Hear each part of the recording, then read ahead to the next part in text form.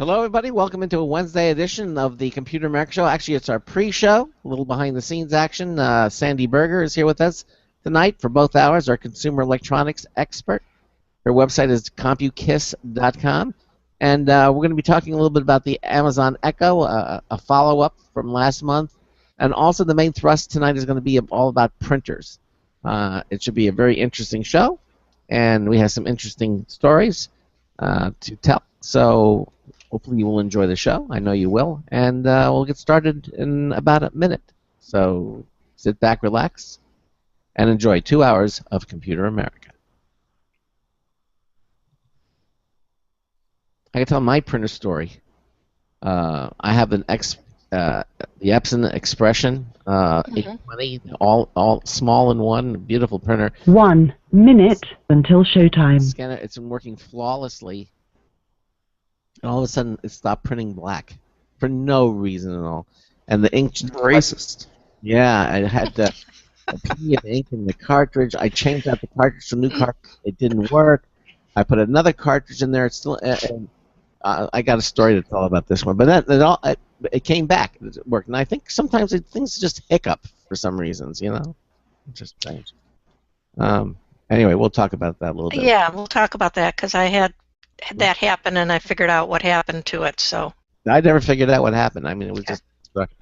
All right, we got 15 seconds.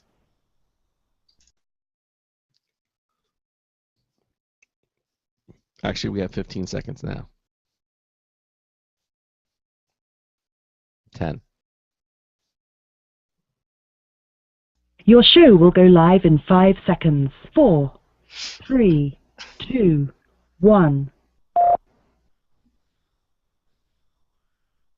Broadcasting live, it's America's longest-running national radio talk show on computers, Computer America, hosted by national columnist Craig Crossman. Look for Craig's weekly column in your favorite newspaper. This show is being beamed nationwide at ComputerAmerica.com. Keep it here for technology news, computer products, guest interviews, and your phone calls. You're listening to Computer America. Hello, and welcome into the Computer America Show. It's the nation's longest-running, nationally syndicated radio talk show on computers.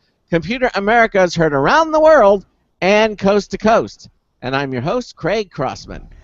And I'm your co-host, Ben.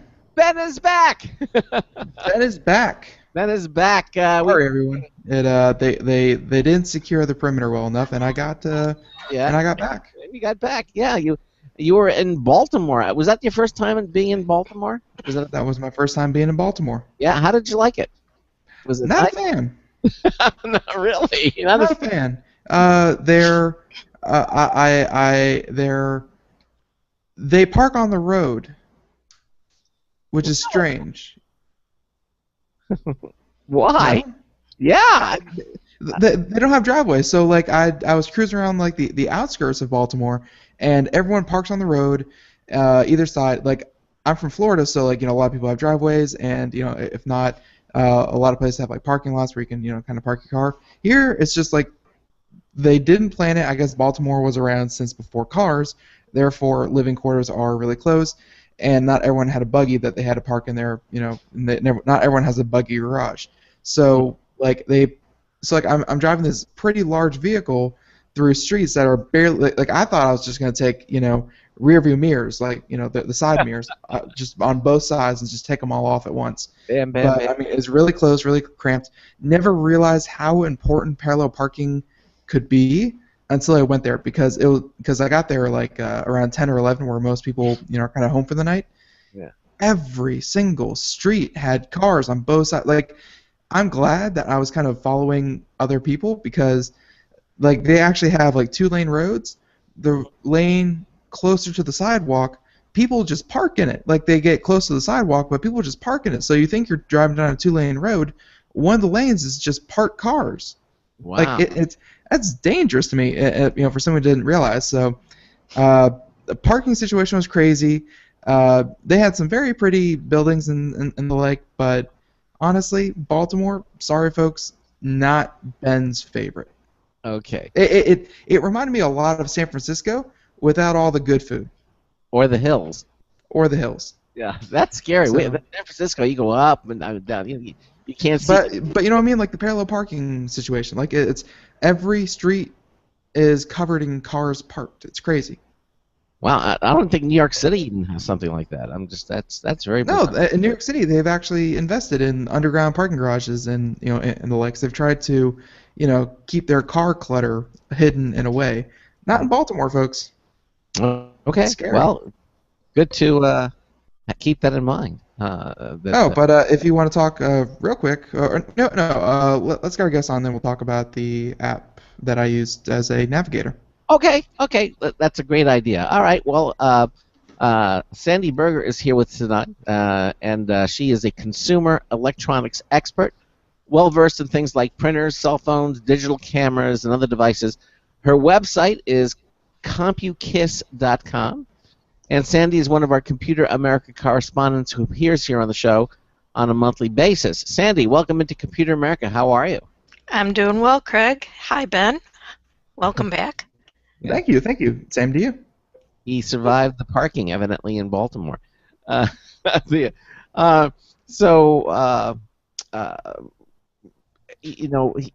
when I asked Ben, I said, "Did you didn't have your navigator?" So I printed him out a MapQuest page. It was 6 pages of MapQuest, and Ben says, "I'm not going to use 6 pages of MapQuest," which makes sense. I mean, especially if you're the only driver. I mean, it's Yeah, nice I was the only one driving, and it was going to be at night eventually, so I'm not going to be able to do it's not that I wouldn't use MapQuest, it's just that I can't use MapQuest. Right, not a good idea.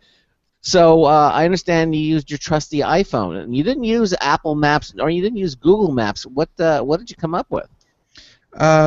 Quick Google search, and it popped up with the 5 best navigating apps out there. Chose the first one. It's an app called Find Maps, FIND Maps, Mm-hmm. and never used it before, but hey, it popped up, and it immediately, thanks to the phone, it's like this app would like to use your phone to search your current location. Hit accept to that. Put in the address I was going to, a couple states away, and bing bang boom, I can safely say that this is one of the most accurate mapping apps I've ever used. Really? That's saying something too. One of the most accurate. And this one, Yeah. traditionally I'm used to. Yeah. No. Go ahead. Yeah, no. I just want to say that traditionally I'm used to having a Garmin or a Magellan or one of the standalone products for GPS. Mm-hmm. And that's what I'm used to, and I still really like those. But in a pinch, I was able to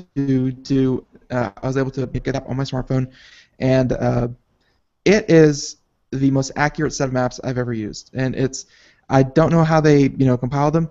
If you're looking for something like satellite, like Google Earth has and things like that, it doesn't have satellite pictures of everything, but it has very up-to-date maps that it will take you through, all the roads you need to go to, all that kind of thing, give you multiple routes. So it just won't tell you the shortest. It'll give you 3 or 4 different routes and tell you how long it'll take. And honestly, it didn't say I got to my destination on either end until my phone pretty much touched the door of the address I was going to. Wow.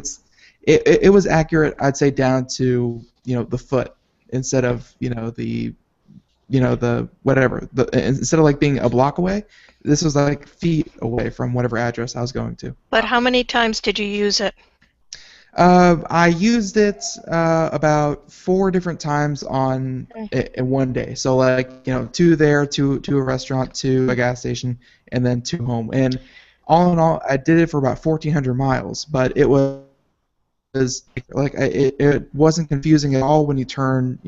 When I'm not sure if you guys have ever been to the highways around DC, but they are the last thing from Simple. Right. So but at the same time, I was never really confused about which road to take because it was very clear, that kind of thing.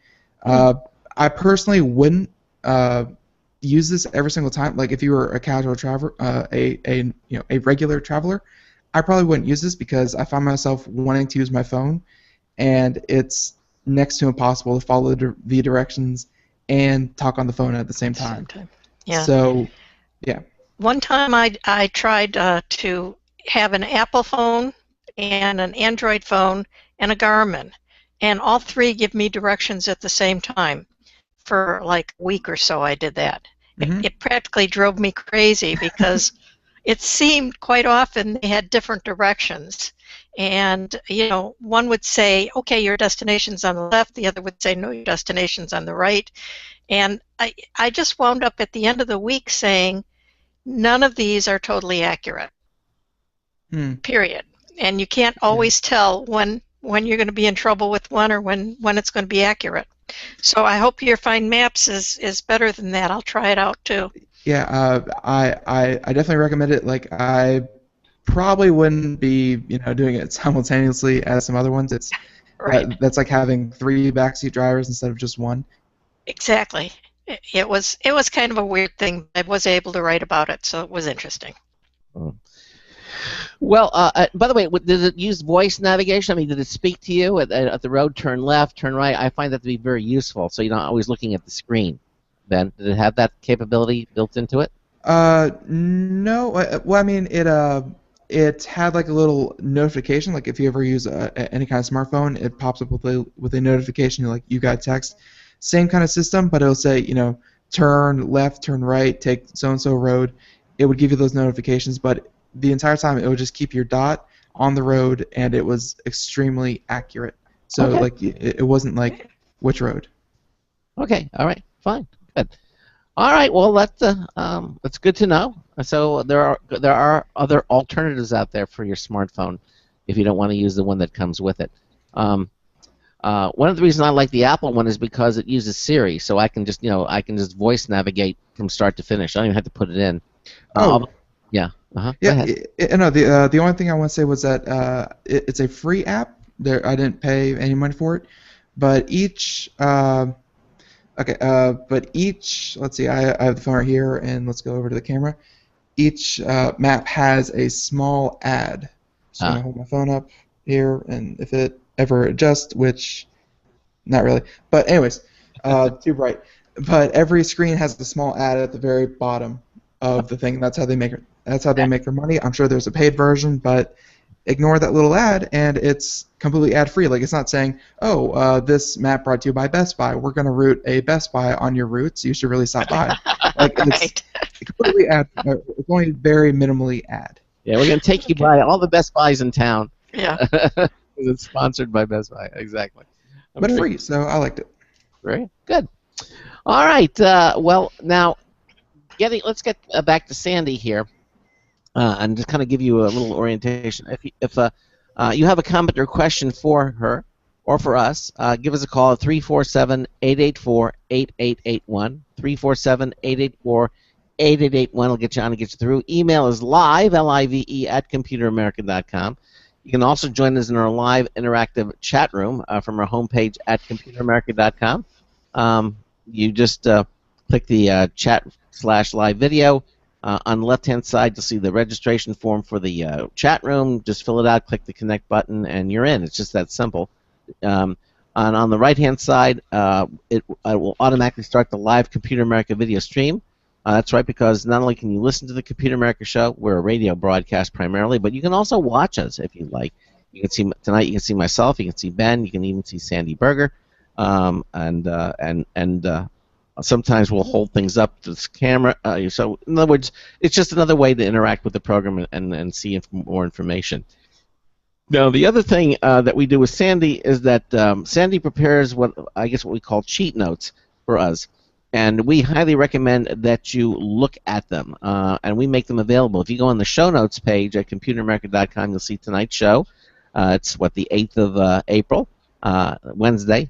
And you'll see the description. You'll see Sandy's website. There's a link to it right there. But underneath that description, you'll see cheat notes. And just click on that, and it'll open up a Google Docs document, and you'll see everything we're going to be talking about tonight. You'll see pictures of the products, the text of the product, and the pricing, and also, most importantly, links. She's actually put up the links to the products as well. So if you want more information about anything we're talking about tonight, you'll be able to see that too. So open the show notes page. It's a fun way to kind of follow along with us and just kind of keep in tune with what's going on the program tonight. And the last thing I just want to mention about Sandy is she's been a correspondent now for quite some time. And one of the things I like about Sandy is that when she talks about a product or service, she'll describe it and tell you her reactions to it, and then she's going to tell you whether she likes it and why, or she'll tell you if she does not like it and why. So you're going to get the real scoop. These aren't paid, advertisements of any site. This is a true editorial review of these products, and that's what we get with Sandy, and that's one of the reasons we like her here on the show. You're going to get the real scoop. Okay. All right. So now, last time you were here on this first product, you talked about the Amazon Echo, and it sounded very interesting. The thing is, you'd only had it for a couple of days, and now you've had it for a month. Why don't you tell our listeners again what the Amazon Echo is, and then you've had some time to play with it, and what your reactions are to it. But why don't you just tell us first about the Echo? Okay. Well, the Echo is Amazon's new personal assistant. But instead of being a personal assistant on a phone, it's a personal assistant for your home. It is a black cylinder, and I'll hold it up for those of you who are looking in the room.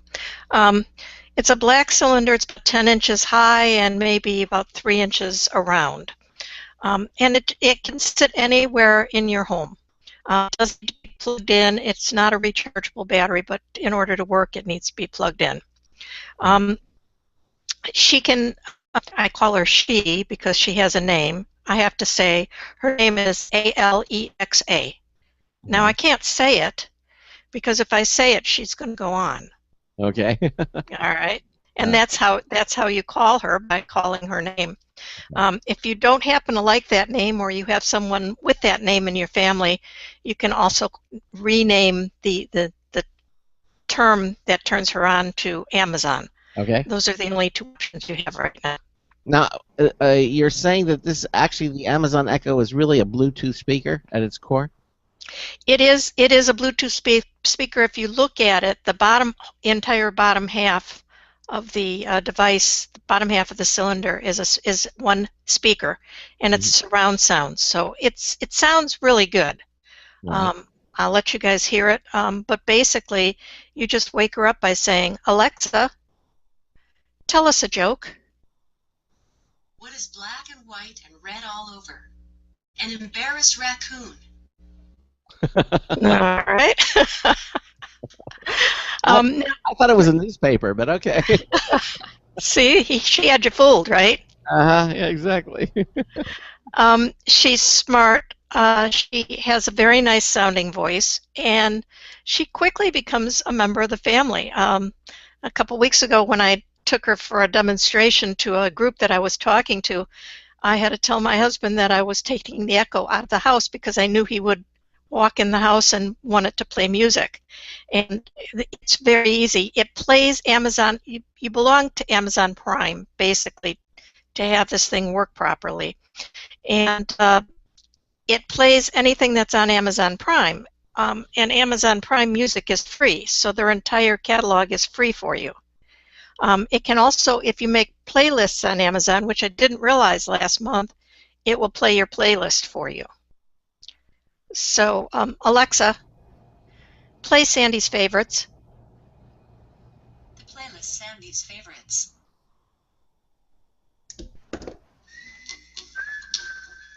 Huh.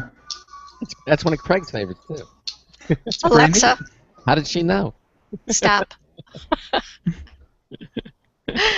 You can say to Alexa, turn the volume up, turn the volume down. You can tell her, ask her to play any song, any artist, and then she also answers questions. So if you say, let's see, Alexa, what's the highest mountain in the world? At 29,029 feet, 8,848 meters, Mount Everest is the tallest mountain in the world. Very fast too. The response was almost instantaneous. It's very, very good. It is also attached to an app on your cell phone. So if you tell her to make a note for you, she'll make a note and put it in your notes in the Echo app. So you can do a grocery list. You can have her in the kitchen and she'll tell you how many teaspoons are in a tablespoon, or whatever you need. She's really quite useful. So, so this is all in the Amazon environment. So, like, how much integration is there between, let's say, your like, would this work as like a Bluetooth? I don't want to say handset because obviously, you don't need that, but like a Bluetooth speaker and microphone for your smartphone. How? Yes, you can play. You can play anything that's on your smartphone through it. And the interesting thing since last month is that they have added things. Amazon has added things, and we talked about that last month, that I thought they were going to do that, and they already have. So when it was St. Patrick's Day, she had Celtic music and jokes from St. Patrick's Day. Then in let's see, when the basketball tournament started, they added the NCAA basketball scores, soccer scores, and baseball scores. So you can ask her about any specific game. She'll tell you the score. If you want to ask when is the next time your team plays, she'll tell you that. Oh, okay. So about a week ago, they added Pandora. Oh. Okay. Now, you can get most any music you want from Amazon Prime, but then say I tell her to play Mozart, that's what she will play, only Mozart. And Pandora will play Mozart plus other music that's similar to his music. So it's nice to have Pandora, and all of your playlists just transfer right over. You just tell her, go ahead and play my Pandora playlist, and she'll play it for you. Very, very nice. Very nice. Now, could you, again, could you do this with your computer? There are ways. Computers today, the operating systems can be completely voice activated. Could we do, or is this the idea here? Is you're really not putting any kind of a tax on your computer, any kind of a extra load.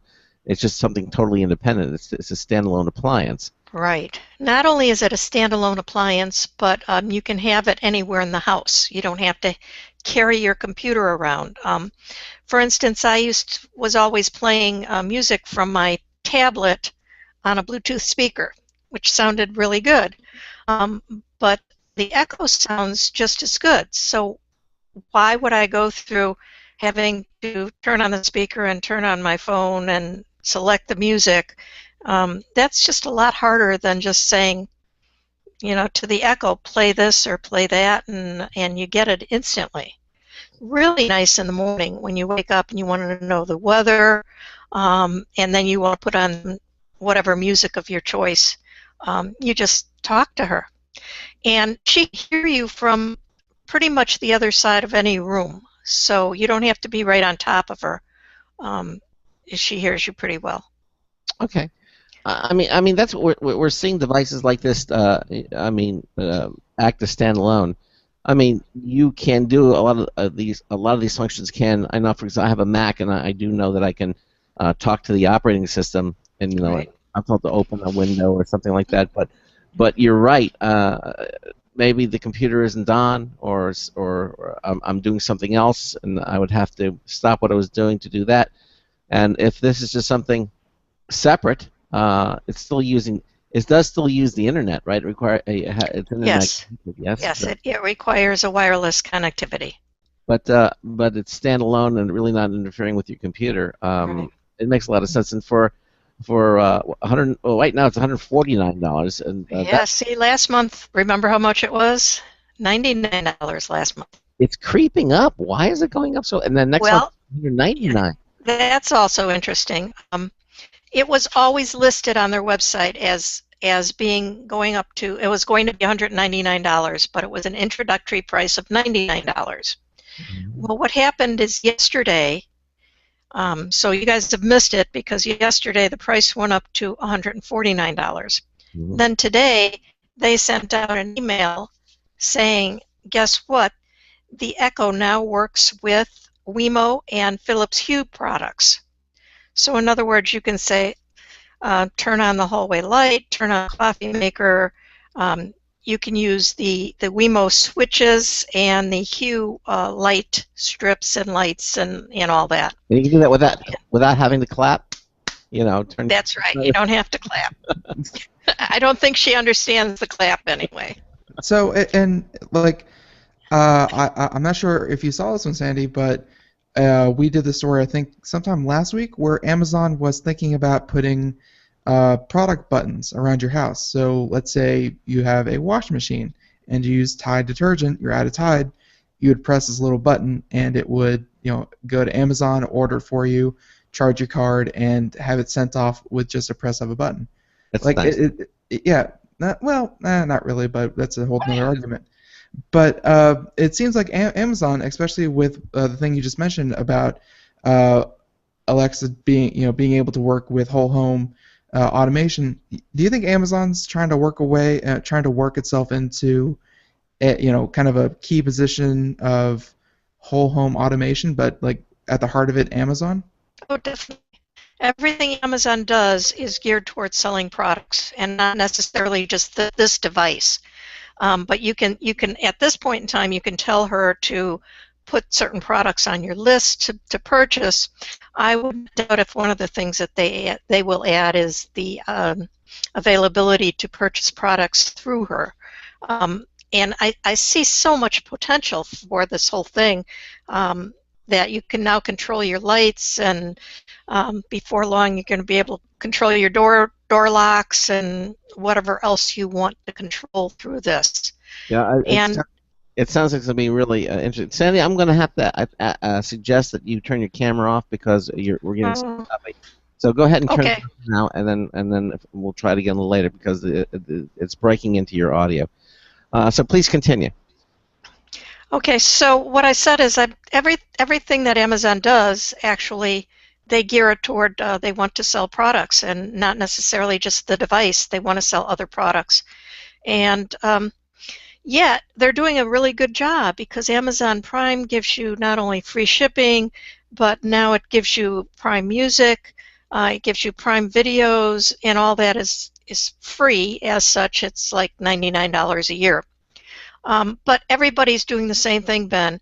If you look at Microsoft with Windows 10 and with their Cortana, it's the same thing. Everything's geared toward selling Microsoft products or using Microsoft products. Same with Google and Android. They're what I call ecosystems. They have this entire system, and everything they do is geared at getting more and more people into that system. Apple, of course, is the prime example of that. That you buy one Apple product and then that goes with your Apple TV and that goes with the next thing and the next thing. Well, of course, it's never been a secret that everything that Amazon sells is, for the most part, is designed to make it easier for you to buy more stuff from Amazon. Right. Exactly. And they don't hide that fact. I mean, everything that they do is geared toward making your shopping easier. And in a lot of cases, they've been extremely successful.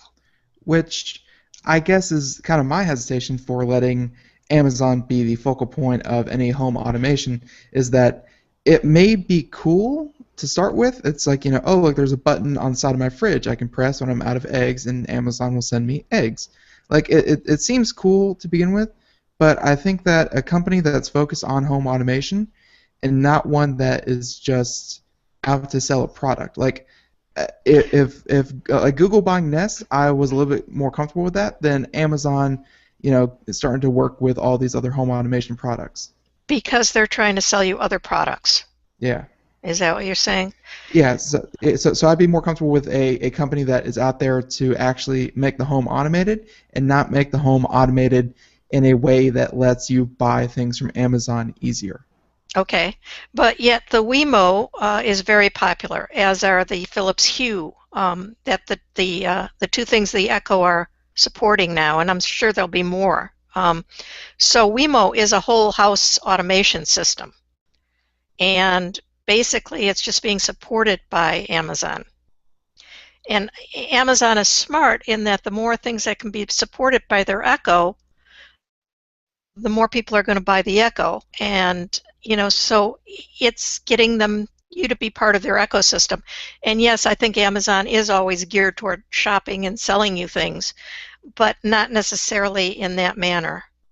That's just the way I look at it. Okay. But I guess as it stands now, it's starting to get really cool that that eventually Alexa will one day, probably by the end of this year. It's crazy to think how fast whole home automation is coming along. Right. I mean, we've had it here, but it cost untold amounts of money, and it was hardwired, and it's a pain in the neck. But nowadays, everything's just Bluetooth or Wi-Fi, and every home's getting smarter every day. Yeah, every home, exactly. Yeah, we put in a Crestron system because back when we put it in, these things were not really available. There was no Nest. There was none of these things. Mm-hmm. And we just missed it. Had we waited another maybe 2 or 3 years, we probably could have used most of these devices.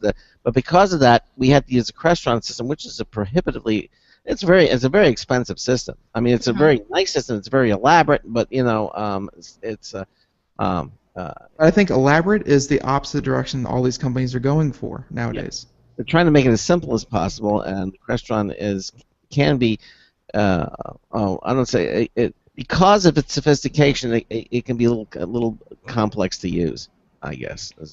Well, the other thing is that Amazon does make deals with people, like for Wemo, they have made a deal with that company that somehow they might be getting paid off that. They might not be necessarily trying to use their product to sell you something. And all these home automation things, we saw them all at CES. It was unbelievable how much competition there is in that right now. And when Apple comes out with their full home security and home everything. We got to be right back. This is the Computer America Show on the Blog Talk Radio Network. Sandy Berger is our guest. Stay with us. Hey everyone, have you heard about the No Hair Removal device that's sweeping the globe? If you want to go weeks without shaving and get smooth, professional quality results, here's our favorite host, Cheryl, for No Hair Removal. Thanks. Hey gals, I love talking about my No. It's this cute little hair removal system that you can take with you and use almost anywhere at home or on the road. No more expensive in-office treatments, painful waxing, and no more wasting your valuable time. Got unwanted facial hair? No has patented thermocon technology that works on all hair and skin colors, so it's perfect for using on all body parts. And now you can take advantage of this incredible risk-free trial. Get the No, the facial kit, a travel case, and a $100 discount shopping card, and you don't risk a penny to try it. Try the incredible No Hair completely risk-free. Call 1-800-953-5415. That's 800-953-5415. 800-953-5415.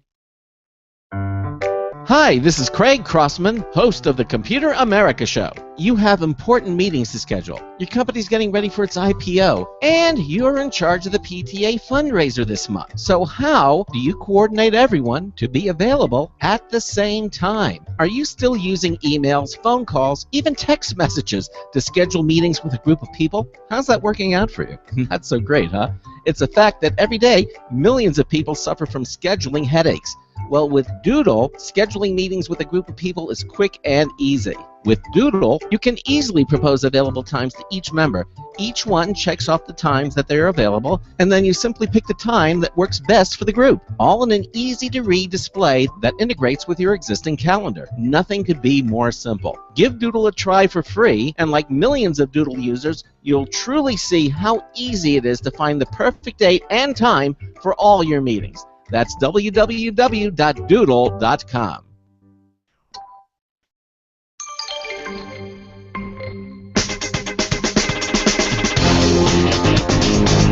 Well, look at you. This is Marty Winston with a News Tips Bulletin Review for Computer America, this time the Antec P280 case. This new case in the Antec Performance 1 series, a happy silver anniversary to Antec, is from the Black Slab Design School, which we like, and boasts a lot of sound insulation, a lot of cooling provisions, a lot of drive base, and a lot of options for keeping cable runs tidy. This is their new model P280 Super Mid-Tower case that can handle motherboards up to XL ATX. offers 11 drive bays and 7 positions for 120 millimeter fans. 3 are populated and connected to high-low speed switches on the back of the case. It also sports 9 expansion slots. It has lots of open volume plus really nice tuck-away, poke-through, and tie-down cable routing for good airflow. Bottom line, the not oversized Antec Performance One P280 case has what it takes to build a big system without adding a big noise. This is Marty Winston with a News Tips Bulletin Review for Computer America. Welcome back to the Computer America Show.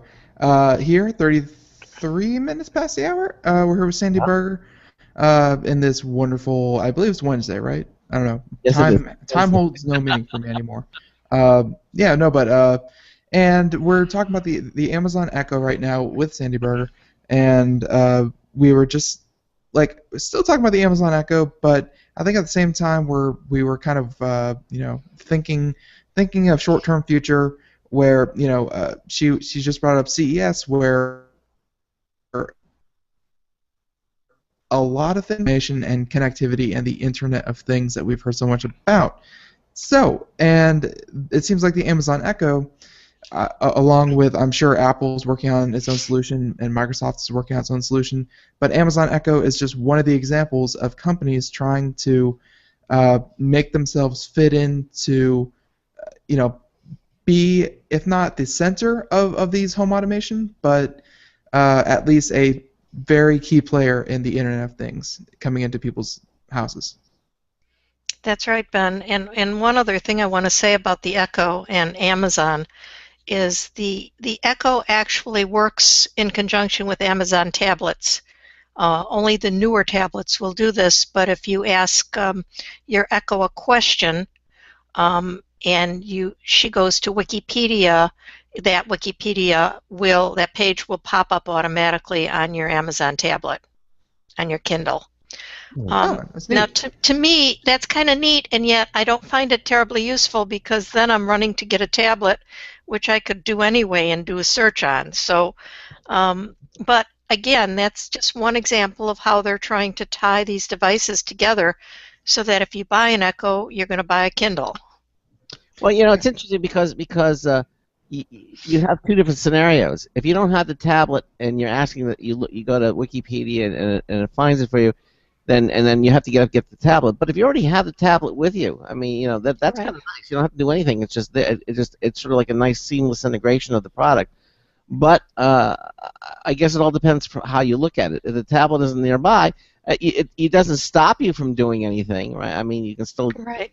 From what she just read the Wikipedia page. And if they can find more ways like that to tie the two together, then it'll get to be more and more useful. Matter of fact, I'm watching this device just because I can't wait to see what they come up with next. Well, that was the other thing about it, is because it's software upgradable. In other words, it's like you get getting a new Echo. Every time they do an upgrade, you get more features added to it, which I think really must keep things interesting with this. They do, and you just get an email, and it says, the email I got last week was, okay, now the Echo can do Pandora, and here's what you do to set it up, and it's always easy to set up because Amazon does a good job with that. So basically, you just keep getting emails, and it's actually kind of exciting when it's a holiday like St. Patrick's Day, and now she can tell you St. Patrick's Day jokes or whatever. It's kind of neat. Can you ask her to tell us a St. Patrick's Day joke? Can you? Yeah, I got to get her back over here. Okay. Alexa, can you tell us a St. Patrick's Day joke? Oh, she went off. Alexa, can you tell us a St. Patrick's Day joke? Maybe it was only for St. Patrick's Day. Yeah, I guess that's a no.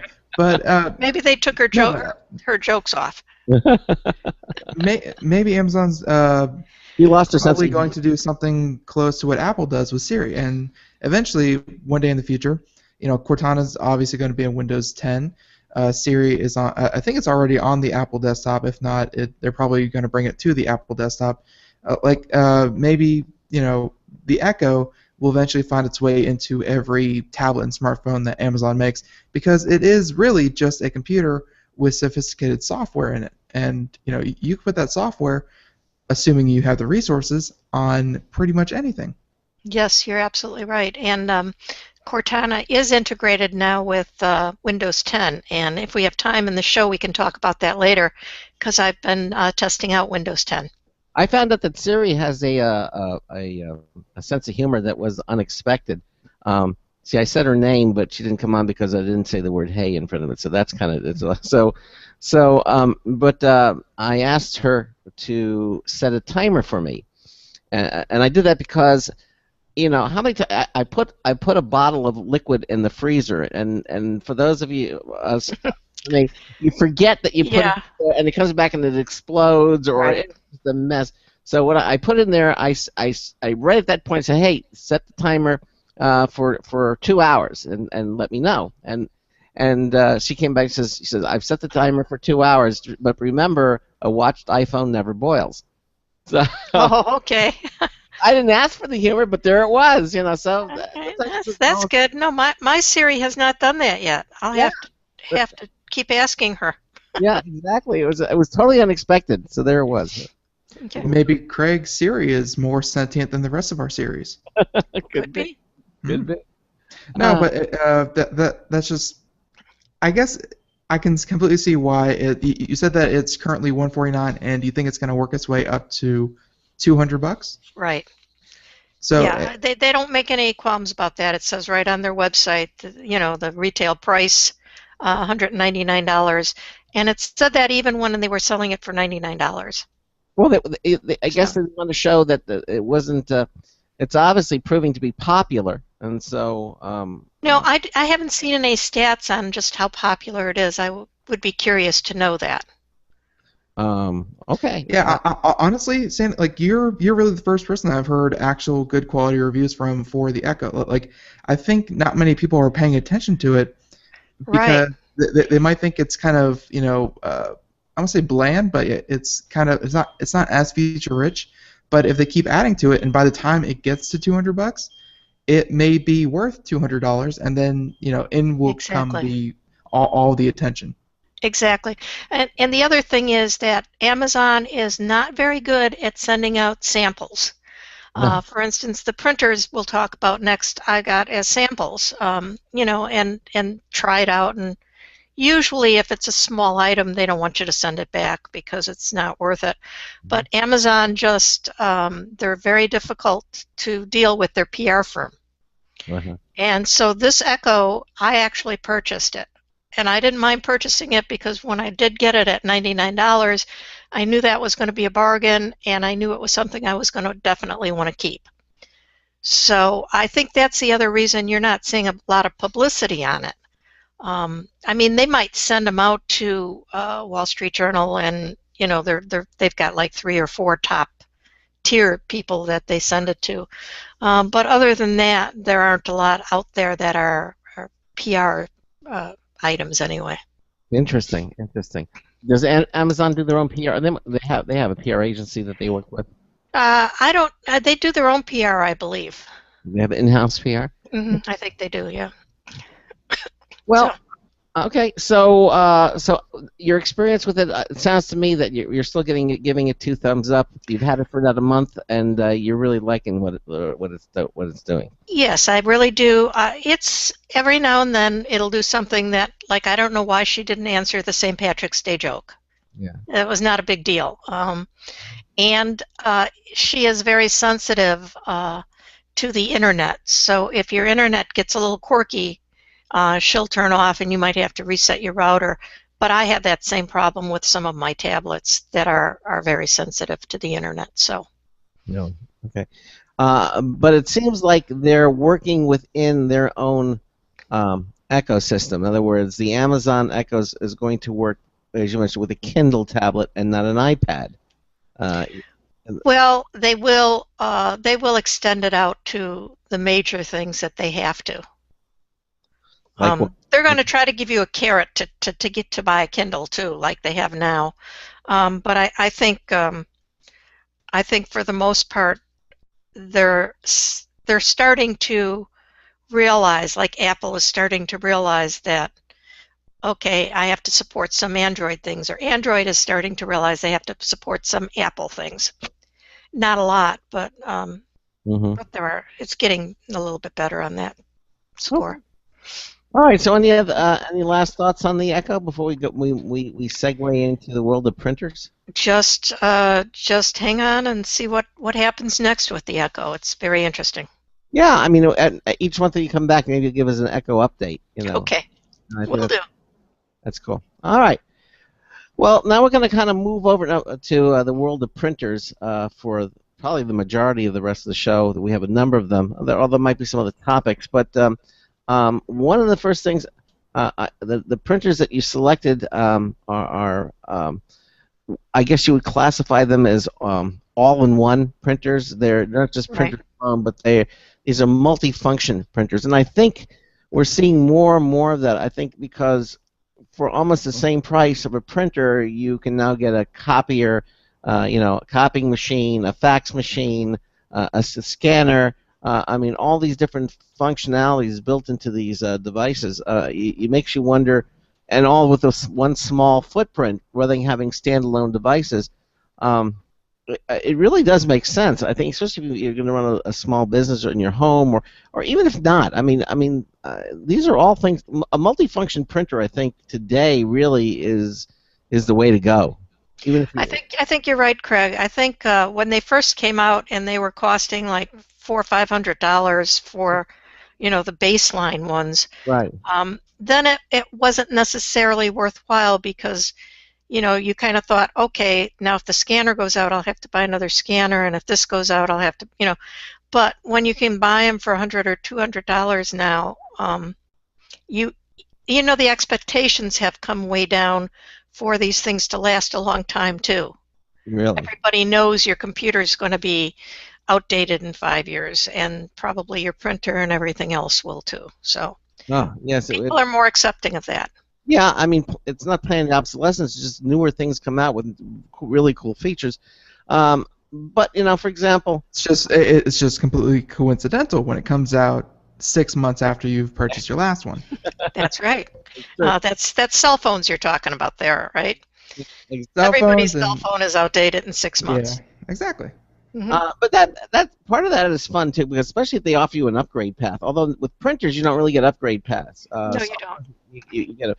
Now, the other thing I wanted to mention is because I had a little incident happen today. I mean, I happen to have I really like Epson printers. I also have a Hewlett-Packard laser printer, but for the color printer, I have I've always had Epson printers. I just like the way they work. They don't put a lot of detritus, additional software on your computer.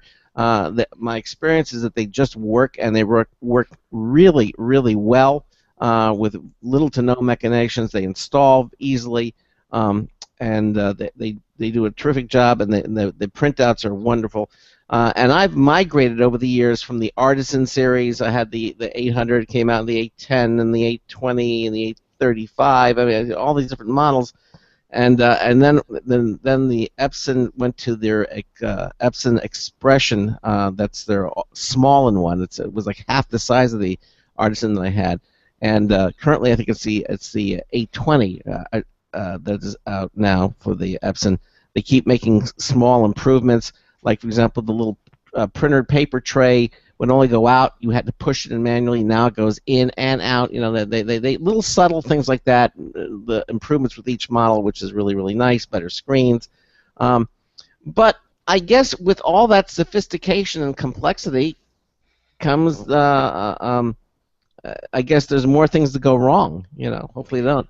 And it can happen. I mean, I have this Epson Expression 820, which is wonderful. It's been working flawlessly.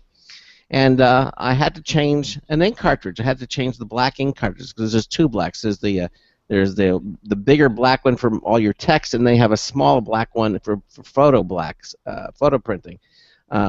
Is some cartridges. Anyway, I put in a new black text cartridge because it had run out, and things were working fine. And I was printing, and it was literally from the last document print to the next document, which couldn't have been more than maybe 2 minutes.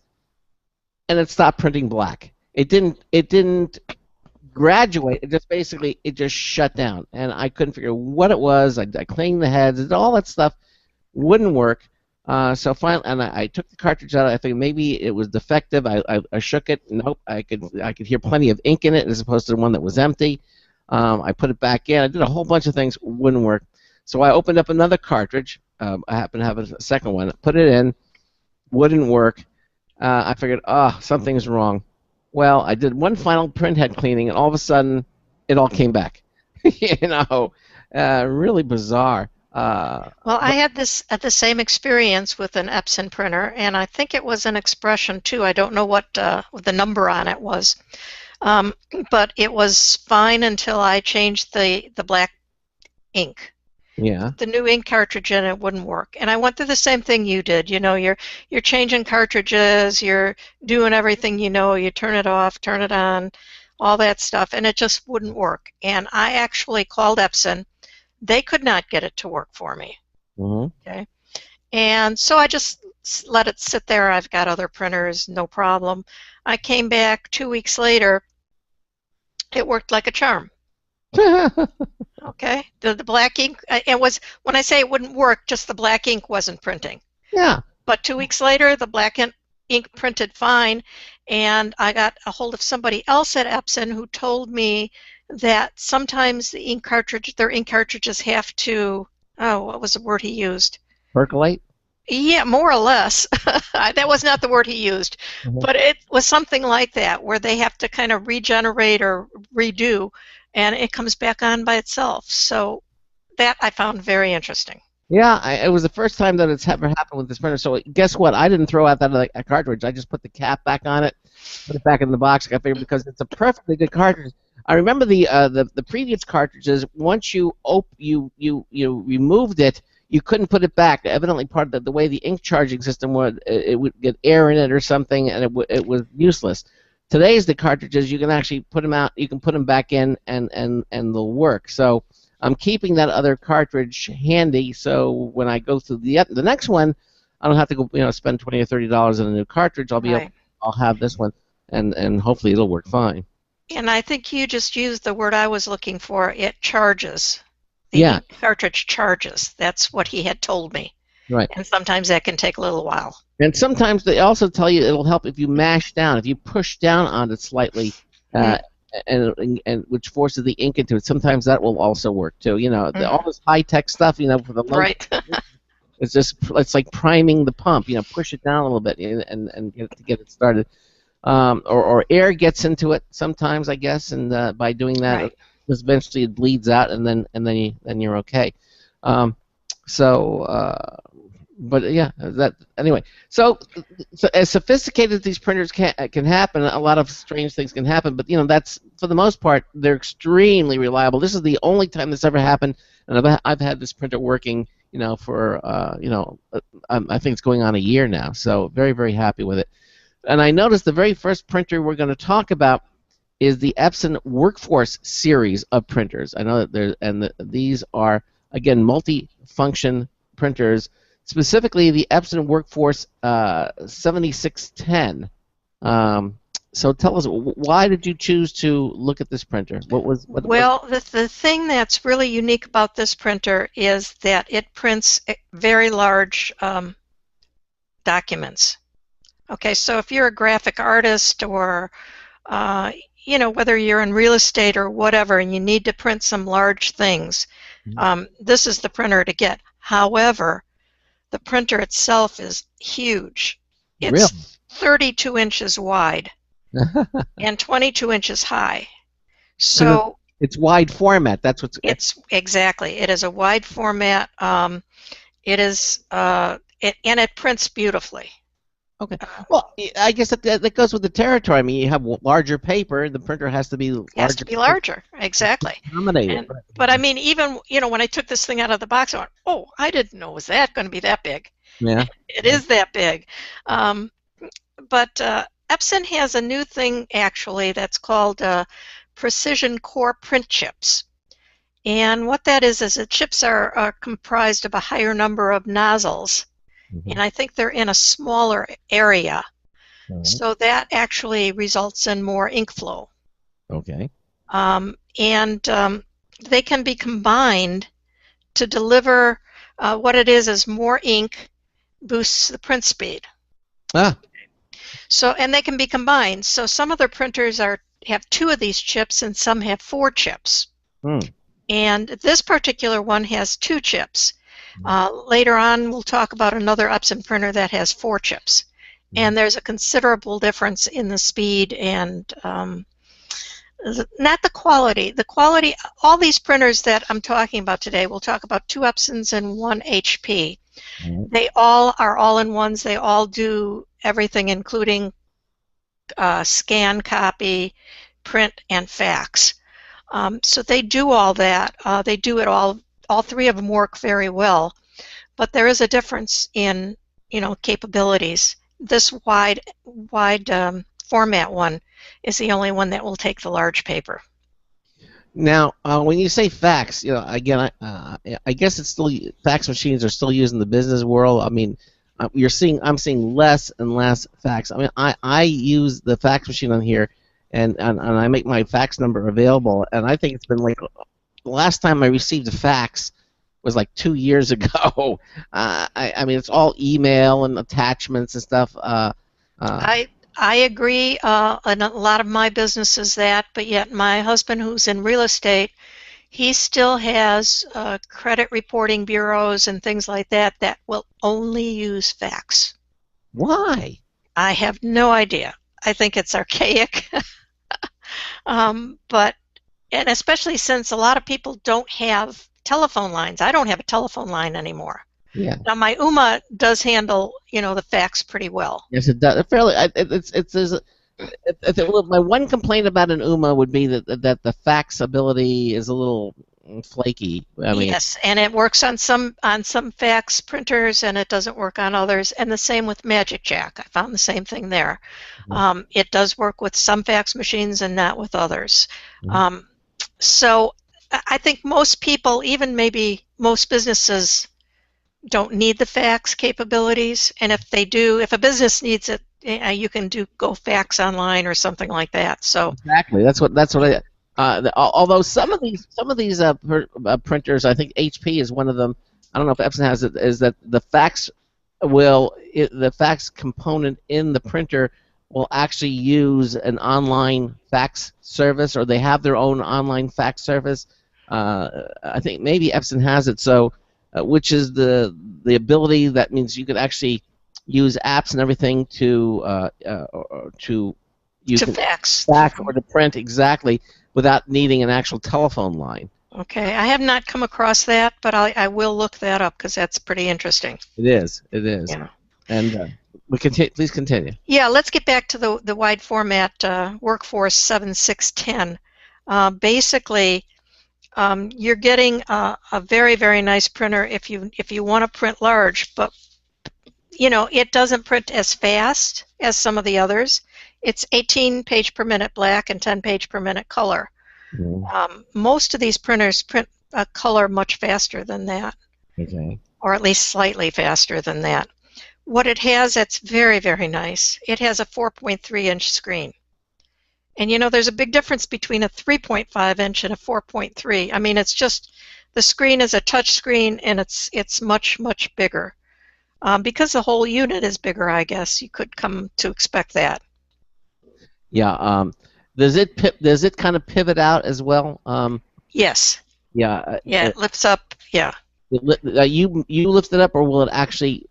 Motorized. You lift it up. Epson does have some that are motorized, but the Epson Expression the XP820, which one now is motorized. That was one of the things that I said, you have this, why not just motorize it, so I don't have to. And it's nice because it's you can set the time. It goes into sleep mode.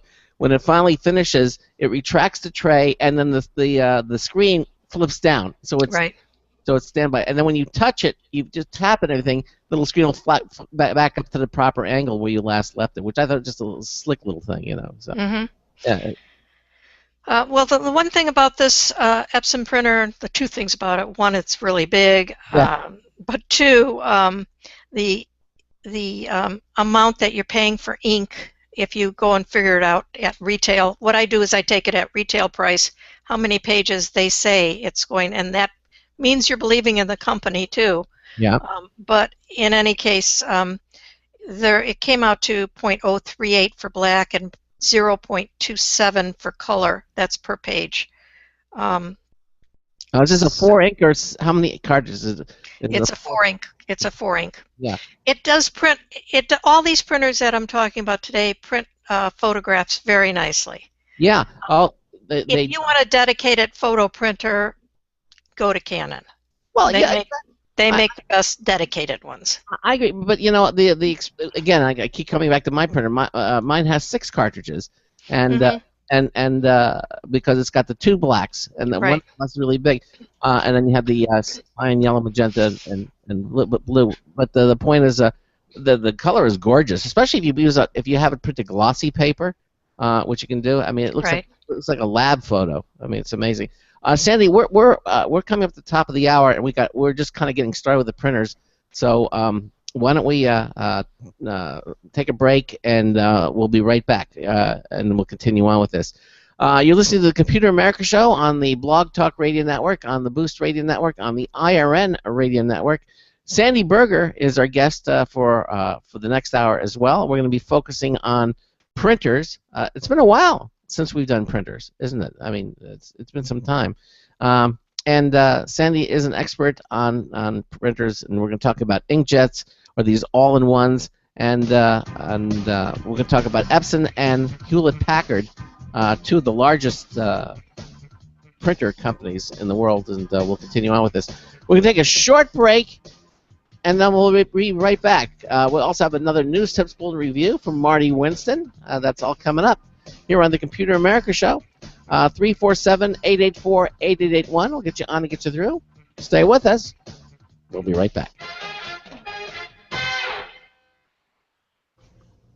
Broadcasting live. It's the only national radio talk show on computers to air every weeknight. Computer America. Hosted by national columnist Craig Crossman. The first hour's behind us, but there's still more of tech news, tech talk, and your phone calls. We're being beamed nationwide at ComputerAmerica.com. You got computer problems? Bring them on. You're listening to Computer America. Computers run the world, and we run computers. Call us or send us an email to live@computeramerica.com. Hello, and welcome into Hour 2 of the nation's longest-running, nationally syndicated radio talk show on computers. This, right here, is the Computer America Show, and I'm your host, Craig Crossman. And I'm your co-host, Ben. And Sandy Berger continues on with us. Again, we're just having some, I guess, bandwidth problems on Sandy's end, because we've asked her to turn her camera off, and the moment she did that, her voice sounds perfect. So we're probably going to keep that for the rest of the show. If we need something to show, we can turn your camera back on, but I think we're going to keep that off. But we are continuing our conversation. We're talking about printers. We just kind of got started, and we're focusing with the Epson Workforce 7610. Again, our phone number is 347-884-8881. I'll get you on and get you through. Email live, L-I-V-E, at computeramerica.com, and, of course, our chat room at computeramerica.com. So, Sandy, let's continue on with the Epson Workforce 7610. What was the designation? What do they call, what is the Workforce series supposed to be for? Obviously a workforce. I mean, it's a small business, basically. Okay. But a lot of these are, I consider it home small business. Mm-hmm. Not this particular one, because unless you have a large room, I mean, it's really big. But the other 2 that we'll talk about, I consider good for anybody who has a home business, small business, or even just a home user that uses a printer a lot. Okay. Now, the one thing we need to say is that this printer, the retail price is $249. Okay. And for a wide format printer, that's a pretty good price. Really, yeah, it's a very good price. Yeah. Because the only thing I can see that this is doing that I can't do with my printer is the wide format. This will go up to I think 8.5 by 11 by 14, which is but that's it. Yeah, this is, and the other thing about this printer, it has a rear sheet feeder. Yes. So that if you have some big paper Yep. and that's just big too. So you have something a little heavier that you need to put in there, it'll handle it very well. That's an excellent point. All of them, the one that I have too has a slot in the back, so you can do that. Or it has you can actually sheet feed an individual sheet Right. too. The paper tray in. It has multiple ports, multiple entrances and exits to introduce paper into the printer. And then the other thing about it is that I love about mine is it's a duplex printer. It prints Right. both sides, and that amazes me. I watch these things. Used to be you had to take them out manually doing it, but now it's very slick in how it does it. It just ejects the page, but not quite all the way, and then it pulls it back in, and then prints the other side and comes out. And I don't know where it's going. It used to be you had to have room behind the printer, literally, but you don't need that anymore. They've just figured out some way to make these printers print duplex printing on both sides and do it in a very slick and very fast manner. They do very well, and all of these that I'm talking about today have duplexers on the back, so they can duplex. The thing that I find really neat is not just printing in duplex, but these printers will all copy in duplex too. Yes, they copy, they scan in duplex. They'll scan both sides of a page and they'll copy. It's really nice. And the printers have improved over time, so the idea that they'll collate for you is really nice. They all have some sort of feature that you can turn that on, and it collates everything. And this, like I said, the scanning is really cool when you do the duplex scanning. Yeah, one thing that I've seen on the Epson that I have not seen in others is that they have, and you can do it from the front panel, or you can do it from the software that's on your computer. They have something called quiet mode, and you turn that on, and it says, and the printer becomes even more quiet than it already is. The price that you pay for that is that it takes a little longer to print something. But if you if it's in a room, where somebody's sleeping, or whatever, and you want to print something, but you want it to be really quiet, you turn on quiet mode, and it's really hushed. And these printers are quieter than the previous printers from a few years ago too. Right, it's already quiet, and this makes like stealth printing. Right. There's so many features on these printers. You just got to kind of sit there and one day and kind of play with them all to see all the different things they can do. Yeah, and all of these printers, again, they all do the e-printing. They all will print to Apple, to Android, and they just show up, which is really nice. Now, I just read something, I think it was in the Wall Street Journal. The girl who wrote the article was complaining about printers today and how aggravating they are. And I couldn't disagree more, because I don't think they're that aggravating. Of course, when something goes wrong, like the experience that you had, it's just like any other device. You've got to figure it out. But right. I mean, look. I don't care what it is. I don't care if it's your car. Whose car runs perfectly 100% of the time, and they're going to have something's going to go wrong. But anything that's mechanical, electronic, whatever, it's made by humans. It's subject to failure or intermittent problems. That's the worst kind. But honestly, like you can blame Google, you can blame Apple, you can blame all these companies that have such a polished end user experience that when something goes wrong, they think that tech support should be just as polished and easy to do as normal operation. But obviously it's not, and when it's not, people get frustrated. That's right. Yeah. It's a good point. Yeah, it is. Tech support has to catch up to the sophistication of these devices. But I don't think it ever will. Probably not, unless they become automated tech support. Well, that's a whole other conversation if you want to talk about artificial intelligence and where we're going with that. We need a whole show for that. Yeah, but then who fixes the fixers? Yeah, that's right. Yeah. We'll have Siri on the other end that you just talk to. Say, hey Siri, I need tech support. And that's it. Have an ongoing conversation. All right, so we're talking about these printers, and yes, you mentioned a couple things. I know now everything on my iPhone, Apple Air, the communications, It all works with the smartphones. The apps, it works with, it'll go on your network. You can print via Wi-Fi. Right. That's the beautiful thing, is that the only cord on these printers today is the power cord. That's it. You don't have any more cords. Any cords are not needed. Or if, let's say, you have a fax, if you hook it to a fax phone line, you have to have that. But other than that, that's it. Everything today is wireless. You can hook it to USB if you want to, but why bother? Right. Right. Exactly. I mean, sometimes if your Wi-Fi is flaky, then the USB is going to be your best bet. But for the most part, most people won't even need that. Yeah, exactly. So, we're talking about, so there's full duplex on this printer. So basically, this is a full-featured printer. The only additional thing that it has, in addition to the other ones, is the wide format. And Exactly. it's a little bit bigger, but you have a sheet feeder. You have a document feeder. You can lift up the lid and scan what you can scan one at a time, or you can put I think it was how many is it 10 or 20 sheets of paper in the sheet? I think most of these take even more paper than that in the scanner. Right. But, Exactly. Yeah. And so you can scan multiple documents. And it's so nice because they just work. When you scan in like a 10-page document, it'll ask you if you want to put it all into one PDF thing. You know, what do you want to do with it? You'll make one document for it. You can make 10 separate documents. If you call it, notes, and then the next page will be notes 1, and notes 2, notes 3. It'll increment them for you automatically. Right. There's so much thought that goes into these printers, and with each generation, they just get even more and more slick.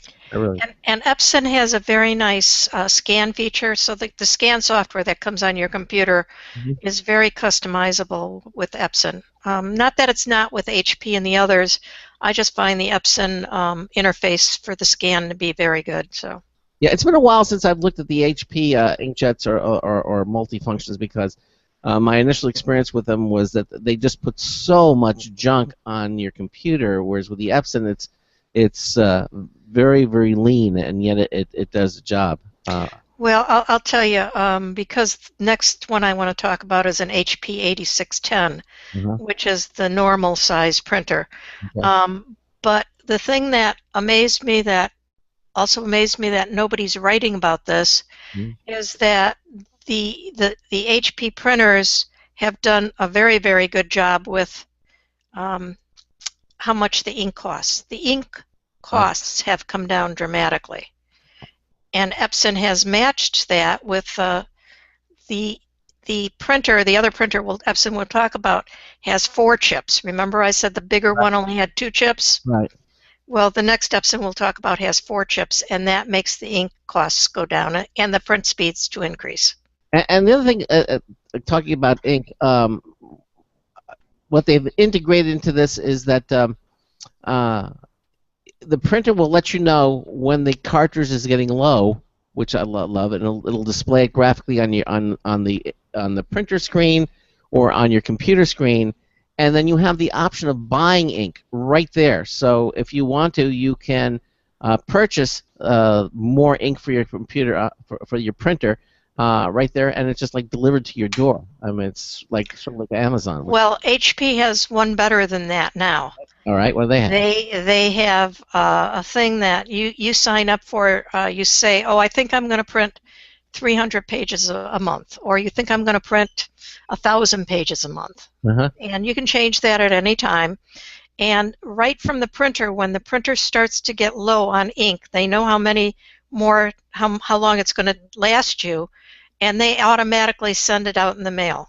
Yeah. You don't have to order it. You don't have to think about it. They'll send it out, and it hopefully will get there just before your ink runs out, so that you'll be able to just change it. Very cool. Yeah, and the other thing that HP does on this new printer, they have where they say, okay, your ink is getting low. It says right on the screen, on the printer screen, your ink is getting low, but you don't have to replace it yet. Just be aware that you should have an extra one on hand. Right. That's what the other ones do on the computer. Yeah, Epson has something similar to it. It comes up with this, you're running low, yellow triangle, appears and with an exclamation point, and it says but you don't have to. And one of the things that the Epson did, I haven't seen it happen a couple times often, because you have to be in that kind of unique situation. But if you run out of black ink, Epson will say, do you want me to continue or finish the job? And I can use pseudo black. In other words, it'll actually use the other colors to create a pseudo black, so it'll actually finish or complete the document if for some reason you don't have a black cartridge available. Right. And it will finish it using it makes a different type of black, so you can finish the printout, which I thought was kind of slick. Right. Nice. The one thing about HPs, I started off with an HP LaserJet 2, I think it was called. Yeah. Way back when, and that thing lasted me for years and years, and I think I cried when it finally died.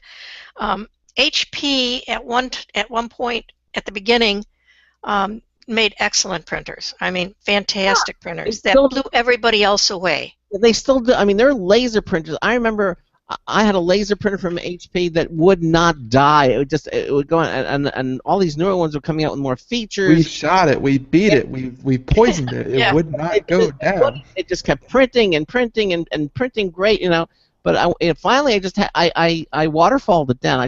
I gave it away. I donated it because I needed the other features. But it was a perfect. Their laser printers are incredibly rugged. HP makes amazing laser printers. Well, like I said, to me, at the beginning of their printer creation, they were making better printers, and then the quality went down. And that might be when you went to the Epsons, because the HP quality really did get down. They had a lot of junk with the computer. You'd install it, you'd get all the stuff you didn't want, and now this is the first HP I've looked at probably in 2 years, and it's called an 8610. It retails for $129, but I just saw it at Staples for $99. Wow! And the one place that they've made a big improvement that I don't hear anybody talking about is the cost of the ink, the cost per page. Okay. And if you really want to, be an intelligent printer purchaser, you have to figure out the cost per page. The cost per page for their black is under 2 cents a page. Wow. It's 0.0018. Okay, so I took my old Epson. It's an Epson Workforce 845 that I've been using. Okay, and I figured out the page print cost on that one, and that one was 3 cents, a little more than 3 cents a page. So if you take this down to 2 cents, less than 2 cents a page, that's quite a big difference. Now I'm talking black, which is where they have a big difference in the black. The next Epson that we'll talk about, the 4630, that one comes in at a penny and a half a page. Oh.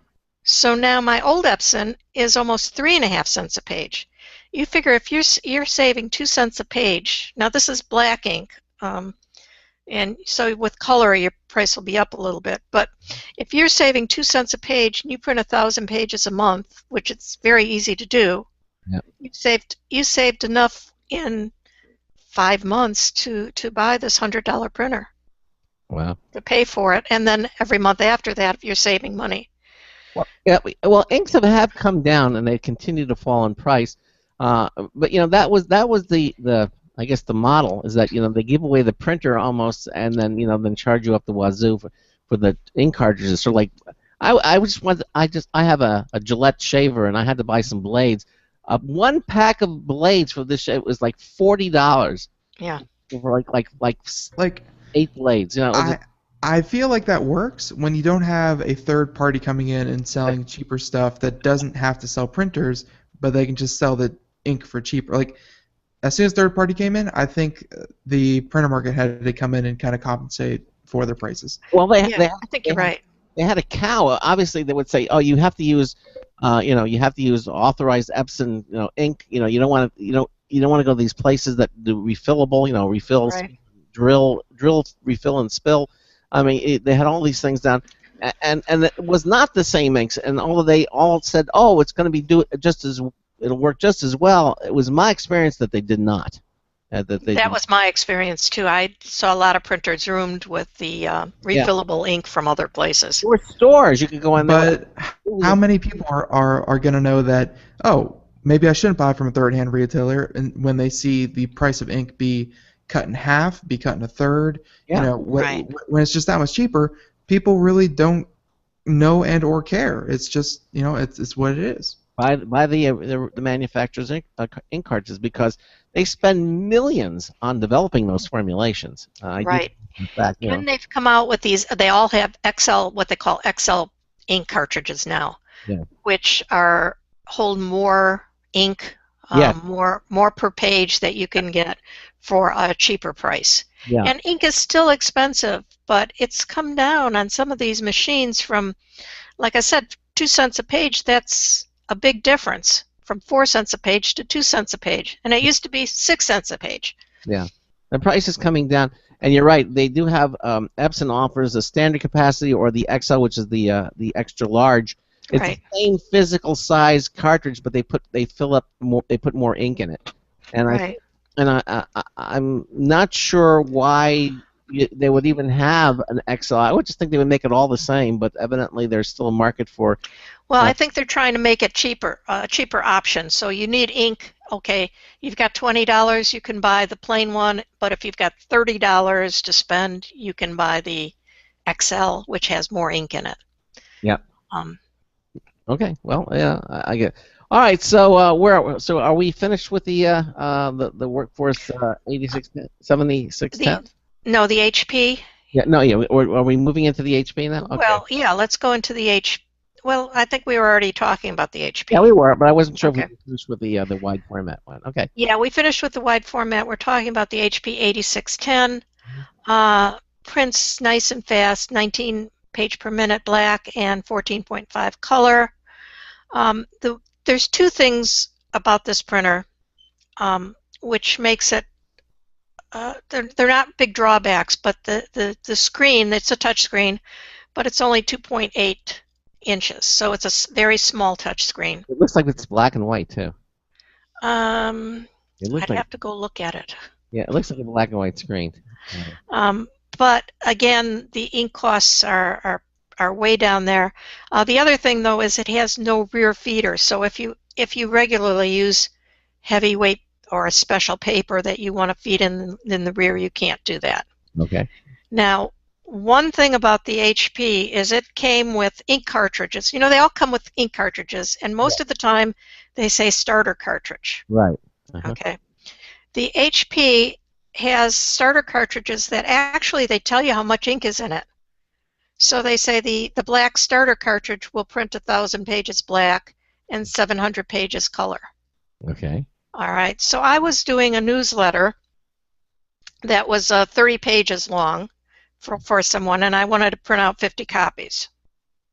Okay, which is a lot of copies. But I printed out some of them on the Epson, and it ran out of ink after about, I think about 90 pages. Okay. It ran out of blue ink. And then I had to put the blue ink in. Okay, understood. That was just a starter cartridge. But the HP printed almost the entire set of newsletters before it ran out of ink. So there was a lot more ink in their starter cartridges. And the printer's cheaper. You know, you can buy it for $100, and yet it's got more ink in the starter cartridges. Are they all? But all the cartridges now are XL. I don't see the regular ones. Do they have a standard, or are they all the cartridges now are XL? No, they have standard ones, and they have special ones that they ship with these printers that are called starter cartridges. I don't even know what Epson's starter cartridges were, but they were much less than the HP. And they have packs too. A 3-pack that would says you have your cyan, yellow, magenta, and yellow, and then you have or the standalone cartridges. I'm assuming that this is a 4 colors. Right. You get But more. you have to be a mathematician to be able to figure out what the best place to buy the ink is. If you order through this new HP order system, they give you a discount. If you go to Staples, they give you a discount. You can sign up for special ink rewards there, and that's more of a discount. And, you know, it really, and sometimes HP has more specials on ink than Epson does. Matter of fact, generally speaking, HP has more specials on their ink. Well, they have these instant ink cards. You can get a Right. page plan or a 100-page plan, $2.99 and $4.99 respectively. And when you get those plans, then what is it you get? I get every 50 pages you get notified. No, what is it doing? I think you're talking about the plan that I was talking about, where it actually Instant will ink. send you the ink. Yeah, instant ink. Instant ink, yeah. Yeah, exactly. Well, see if I click on the view details here. And I think they talk about a 20% discount off of retail for that. Yeah, never run out of ink. Your printer orders ink, so you'll Right. always have it. Ink, shipping, and cartridge recycled are included. Monthly plans are based on pages printed, not cartridges used. No annual fees. Change or cancel plans online anytime. And Right. so it says, yeah. It says Yeah. when, yeah. Okay. Yeah, So HP is doing a lot, and that's nice because that'll keep Epson in line and keep the other Canon and all the others in line. The more they give us, the more the other guys have to give us. It's the old competition type thing. yeah, and you know, the winner is the consumer because That's right. That's right. that's the whole And if ink is getting cheaper, if you print a lot like I do, I had to go back and rethink. Now I have these printers. Which one do I want to use to print something with? Which one is the cheapest on the ink that I'm buying constantly? Mhm. Well, which one is? Well, the winner out of these three was actually the Epson 4630. Uh-huh. So Okay, and that came in, the black came in at .016, where the HP came in at .018. Wow. Okay. Okay, so it's slightly cheaper. Mhm. It's definitely cheaper than my old Epson. So I should be printing on one of those two printers rather than my old Epson. Yeah. But if I was going to go out and buy a new printer, the HP, which gives really good ink quality, and basically the print, when I don't talk about the print itself because you can take a magnifying glass to all of these and they look really darn good. Yeah. But anyway, but the Epson is selling for $199. The HP is selling for $129, and there's more specials on the HP out there. Excuse me. Wow. So, in other words, I've seen the HP for $99. The cheapest I've seen that Epson is $189. Okay. So you're paying more money for the Epson. Now, what the Epson does has a bigger screen. Matter of fact, this is the Epson 4630 for those of you who are not following the show notes. The Epson 4630 for the extra price is the fastest printer of this group. 20 page per minute black and 20 page per minute color, which is really speedy. The 3.5-inch touchscreen is color. It's really nice. It's an average size, which is still big but not oversized. 30,000 pages per month, which all three of these are. So you're getting you're getting a rear feeder too, and the rear feeder takes like 80 pages on this Epson. That's nice. So you're getting something a little bit faster. You're getting a bigger screen, and a rear sheet feeder over the cheaper HP. But the thing is, Craig, Ben, you probably know this already. There are so many different numbers to these printers. There's so many different printers out there. Like there's a 4630 and a 4360 and a 8610 and an 8160. And it gets I had I think I had like an Epson Artisan, and like mine was an 835, and they only go by 10, so there's 830 and 840s. But if you look up 835, that was the last. There's nothing online about 835s, but it's just like an 830 with a little bit extra. So like there are numbers that like they're all over the place. Yeah, and Epson is notorious for that. They had the 830, they came out with the 835 because they added a few more pins. But almost each time changes. This is the maddening thing, is that they changed the printer cartridges. I was amassing printer cartridges for the printer. I get the new model, and guess what? All those printer cartridges I got, they don't work with it anymore. So you wind up with drawers full of ink cartridges, and because you can't bring them back, you can't return them. And like half of me wants to believe that they make the ink, not the ink, like they obviously make the ink cartridges smaller, different shaped, just so that they fit better inside the case that they've built for this printer. Part of me wants to believe that they're doing it for a more sophisticated and sleek look. Yeah. But the other part of me says, oh, they put that little nub there, so I can't use this ink with this printer. So they make me buy more ink. Yeah, and also they're not just plain ink cartridges. They're electronics. They have little circuit boards on these cartridges now, because that's part of the method why it gives feedback, to how much ink is left. Used to be when an ink cartridge would run low, you took it out, you shake it, and it would last a little long. You can't do that with these. Now, when it says it's out, it's out. And it's pretty accurate though. I don't think there is anything left. So that's part of the system. But yeah, they keep changing the ink cartridge shapes or styles, and they do get thinner and they do get smaller. And now with the 820, that went to its own. I had the 810, the Epson Expression 810. And when they went to the 820, I was gratified to know that they still were using the same cartridges, so that was a good sign. But you can't always count on that, Sandy. I think Sandy was choking. I think she had a coughing fit. I'm fine. You're fine? I'm fine, yes. Okay. But yeah, you agree with all those different cartridges that can cause a problem. Oh, they do. Yeah, and we're at the bottom of the hour, so... We never had anyone, correspondent or guest otherwise, die on the air, but I guess it could make for good radio. Yeah, we can have it first. Not tonight, please. Yeah, Sandy Berger is going to stay with us at least for the rest of the show. We'll be right back. We have lots more to talk about. Another news test bulletin review coming up as well. Don't go anywhere.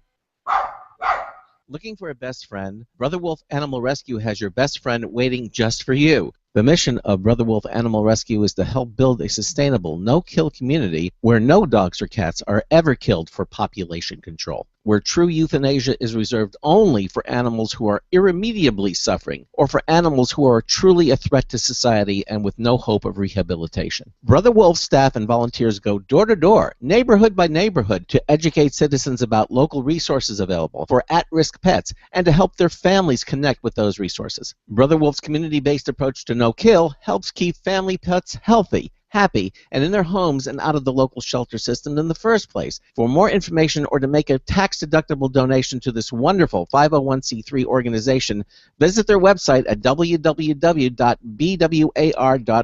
Help to realize Brother Wolf's vision when no animal is euthanized for lack of a home. Who's a good boy? Hi, this is Craig Crossman, host of the Computer America Show. You have important meetings to schedule. Your company's getting ready for its IPO, and you're in charge of the PTA fundraiser this month. So how do you coordinate everyone to be available at the same time? Are you still using emails, phone calls, even text messages to schedule meetings with a group of people? How's that working out for you? Not so great, huh? It's a fact that every day, millions of people suffer from scheduling headaches. Well, with Doodle, scheduling meetings with a group of people is quick and easy. With Doodle, you can easily propose available times to each member. Each one checks off the times that they are available, and then you simply pick the time that works best for the group, all in an easy-to-read display that integrates with your existing calendar. Nothing could be more simple. Give Doodle a try for free, and like millions of Doodle users, you'll truly see how easy it is to find the perfect date and time for all your meetings. That's www.doodle.com.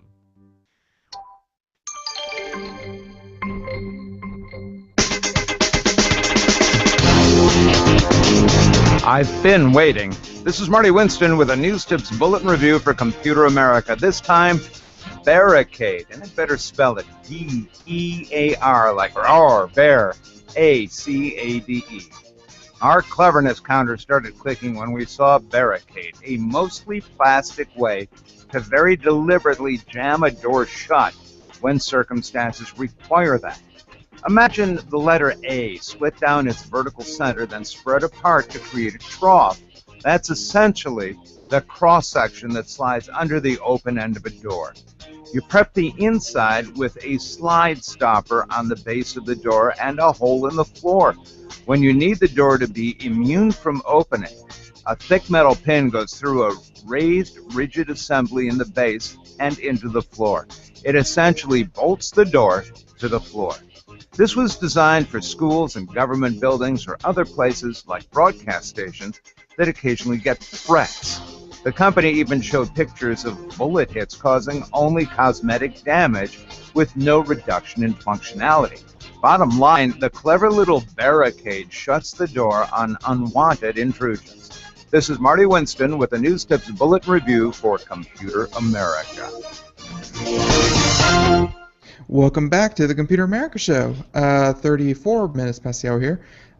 We are finishing out the hour with Sandy Berger, and we're talking about these printers. These, and by the way, I was just talking with some of the other guys here, and apparently, like that one line you said, we just kind of went, "Oh, that's neat." You said 20 pages a minute, right? Right. That is so crazy fast. It's shocking, and in workforce, obviously, for small business, so that would be very handy if you're printing out flyers or something of the Right. like. It's speedy for an inkjet printer. Yeah. Yeah, it would be. Yes. Oops. Okay. So sorry about that. We lost you, Ben. You're back now.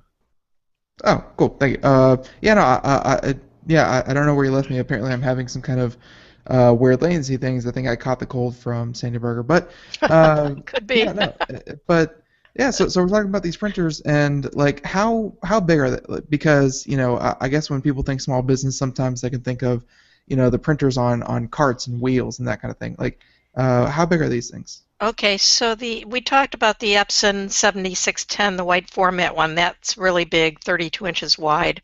The Epson 4630 and the HP 8610 are pretty much somewhere around 19 inches by 25 inches.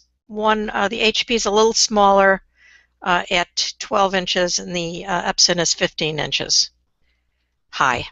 All right. So they are a good size. They're not huge, but you're going to have some desktop space. The beauty of these is they're wireless. So if you don't have space right next to your computer, that's okay. You can put it, someplace else. Get a little table on the side or whatever. Put it wherever you want in the house or in your office. Yeah. Now again, we're talking about the workforce line of printers, but if space is of a premium, then I would highly suggest going to the smaller one, Right. the Epson Expression, the 820 is absolutely amazing. It is I don't know if you've seen it, but it is a tiny little. Yes. No, it's very, very good looking. Epson makes the best small printers out there, without a doubt. Oh yeah, they have the 620 and the 820, which is currently the. They're still selling the 810, but I'm saying go for the 820 because the 810, the little tweaks that they've added, the improvement is wonderful. And here's interesting. I'm looking at the Epson store.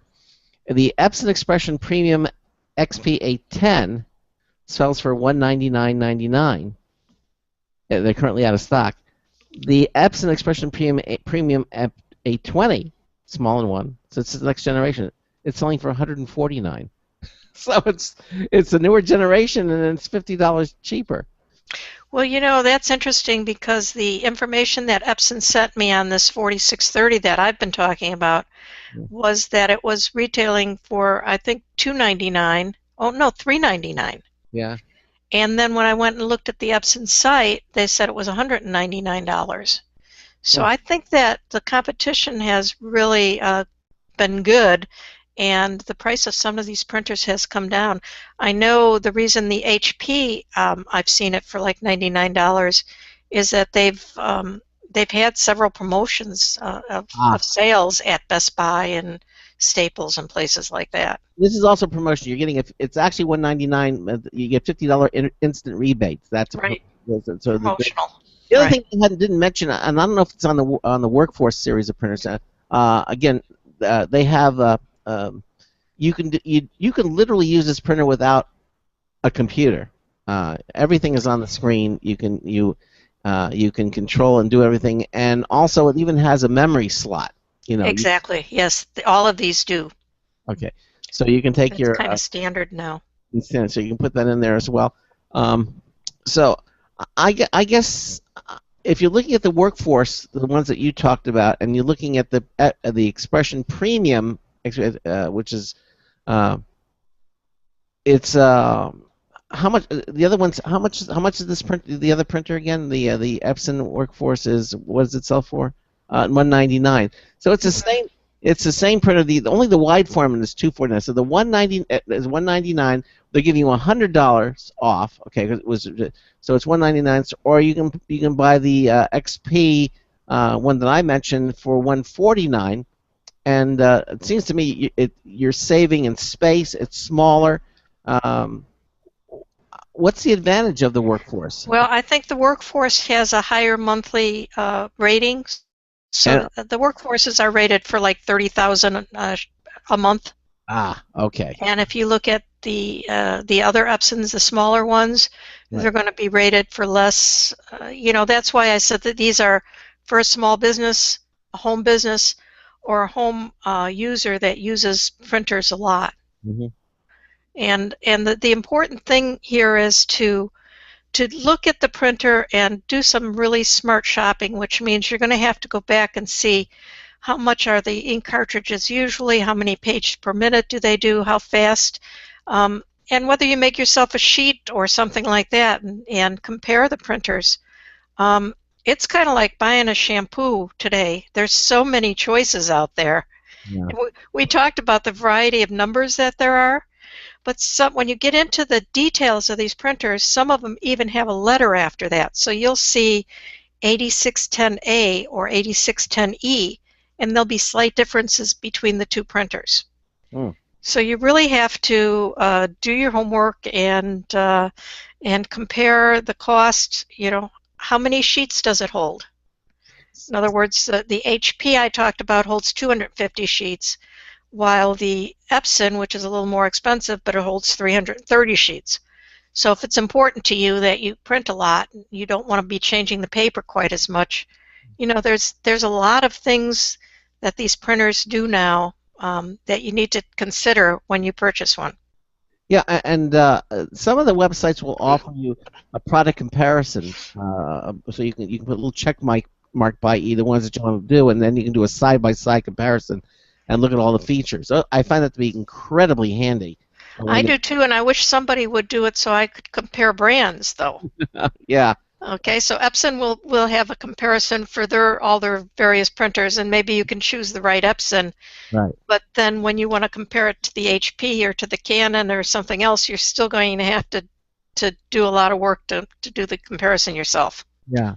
So you have to kind of think to your mind, what are some of the what are the deal breakers? What are the important features? Get those out of the way, and then kind of whittle the selection down, and then start adding until you finally get to your wish list of what else you'd like to see on the printer. That's right. And everybody's different, not just in how much they print and what they print. Yeah. But say you're an older person and you've got aging eyes, and you'd really like to have that 3.5-inch or 4.3-inch screen versus the smaller screen. Yeah.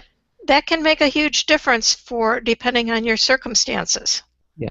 And the way that the screen scrolls to the Epson recently added with at least I know with the XP Premium, the smaller ones, you can hit the down arrow or you can swipe it with your finger, so like your smartphone, and you can all the different menu selections. And it's interesting, you'll only be presented with the options that are current You can't push the wrong button. If you're in a certain area, you're only going to select the ones, the different features that are appropriate at the time.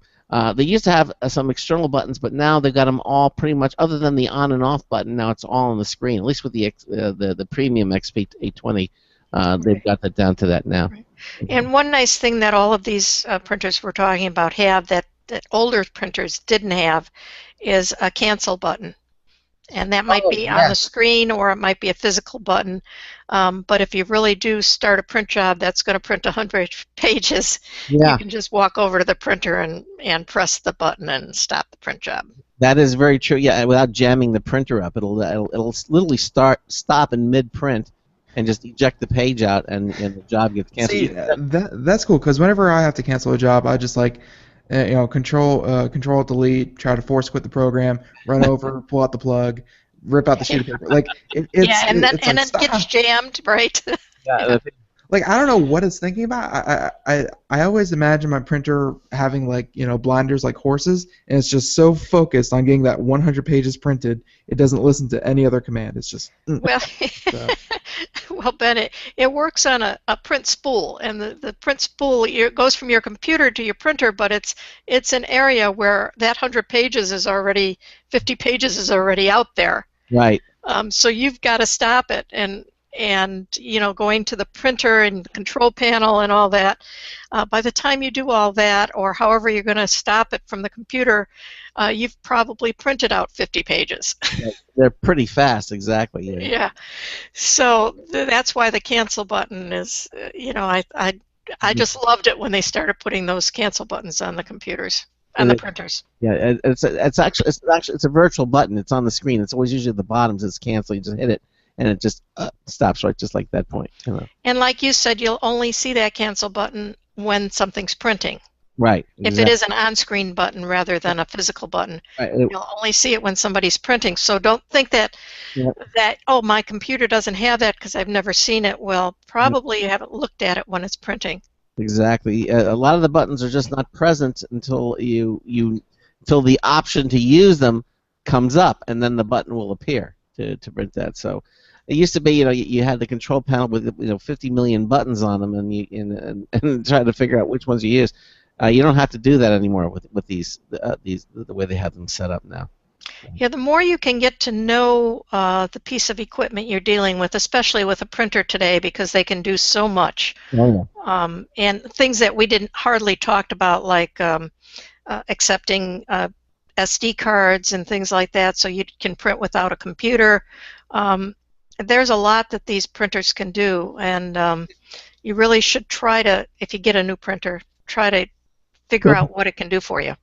Yeah, go through the menus. I mean, they have options. For example, I can print out lined paper if I want to. It'll actually print out paper, print out the little blue lines, or graph paper if I want to print out graph paper. I can do everything. I don't have to do it from the computer. I can do it from the printer screen. I mean, you can format things up differently, make it so. Again, the duplex printing, you can set all that up, and you can actually print out little booklets.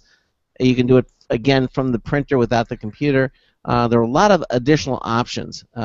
Albums, it has all these different features. Now you're going to find more of that I think on for the home ones, because usually when you're working you don't want to print out albums, but the premium the smaller ones will have a lot of those extra little features on them that you might have found on them. Right, and the other thing that most of these new printers have is that you can get an address for your printer. I love that. Tell us about it. Well, you get it. You just sign up more or less for it, and then get an address for your printer, and then you can print something from any place that you're at. Right. Just send it to your printer. That's right. You email it. You send an email to your printer, and the email is the print job, and that works. And then you got it just that quickly.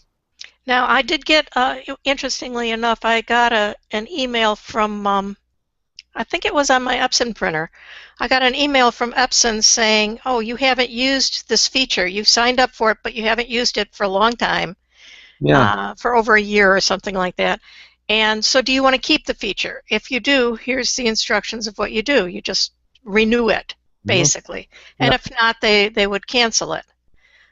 So they do keep track of all that, and I probably had already forgotten what my email address for the printer was, but you can always find that out. And I have it also on my smartphone. I have it as one of my contacts, so because then I can take it, and if I have something I get on my smartphone, on my iPhone, for example, and then I want to print it out, but I'm not at home, I have the email address there, and I just say you just print, or you put the attachment, and you just send it off, and it prints out. So that's a great idea. I hadn't thought about doing that. Yeah. Thank you, Craig. I like that idea. Make it a contact, right? Exactly, and so then you can do that. You can print directly. Now, it's interesting because Epson also makes an app that will remember that for you, so you can do that. But it's part of the app, but you don't necessarily need that. You can just have it in your contacts and send it as an attachment in your contacts, and it'll work that way too. Yeah, I mean, that's what I meant when I said the things that these printers can do today is pretty phenomenal, actually. Yeah. But you don't necessarily know it because they give you a setup instructions, and that's about all you get. Yeah. So you've got to go online, and you've got to figure out what the printers do, and every printer company has the user guide online, and you really should look through it. Absolutely, you can download it. I know Ben never reads the manual, but really, you want to because that's for weaklings. Why would you? Okay, macho man. Exactly. Manuals, we don't need the sneaking manuals. Yeah, that's it. The other thing that mine does, I don't think the Workforce has, is that you can also print the optical media. Printable CDs or printable DVDs. I don't think the Workforce. No, I don't think that they have that. No. Yeah, the premium, the XP 820 will allow you to print to CDs and DVDs. I know not too long ago, Aaron, Ben's brother, Aaron, my son, basically had a trip that he took to France, and he had all the pictures and everything. We actually had a photo album, but we wanted to put it onto a DVD. And then what I was able to do was I put it on the DVD, and I was able to print the label directly to the CD, to the DVD. So it said, Aaron's trip to France, and I had a little graphic on it with the Eiffel Tower, and it was. You mean on a printable DVD? On a printable DVD, right? And I was able to do that. A special DVD that will take that, but yes. And you know what? Those printable DVDs and printable CDs are actually as, if not as the same cost as a regular one now, or even some cases are less expensive. That's true. When they first came out, they were a lot more expensive. Very expensive, yeah. And now the price has come down, which is really great. Yeah, it's the same, if not cheaper. I've seen them side by side. I'll see the regular ones, and I'll see the the printables, and they're cheaper, than the same amount of discs. And I like that because the way Epson does it, they even give you the soft. You can do it directly from the screen, or they give you software so you can. But it's also compatible with the things like other like not necessarily with the print shop or other. They give you the driver so that they can actually print to the CDs. From other software, you mean? Software, yes, exactly. Yeah, sure. So it's really nice. It's amazing the flexibility that you're finding into these multifunction printers. They're quite amazing. And well, before we get off printers, I have to tell you one other thing. Sure. This is about printers in general, but one of my printers was dying, and I went into Staples to, trying to decide, did I want to buy ink cartridges, because I didn't think they were going to work. And the manager came over, and I explained to him my situation. I've got this dying printer. Do I buy the ink cartridges or not? He said, sure, buy them, and if they don't work, you can return them. And I said, if I open them up and put them in the printer? He said, yeah, no problem. Just make sure you keep the boxes. Wow. And I did. I bought the cartridges, and I tried them, and the printer was really not going to work anymore.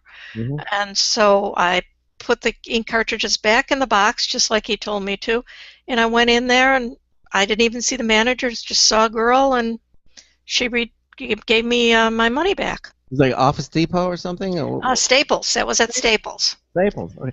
Well, actually, it's all the same company now. Staples, Office Depot. Oh no, it's Office Max and Office Depot merged. Yeah, and I don't know if they do it or not, but I know that Staples did that for me. So if you have some in the drawer, obviously they can't be expired yet. Yeah. But I think if they're not expired, that they'll take them back. I could take all those ink cartridges from previous printers and bring them back to Staples and say here. I don't know, but it would certainly be worth a try. I mean, they took mine back without a problem. Wow. Okay. And he said that's their policy, so Okay.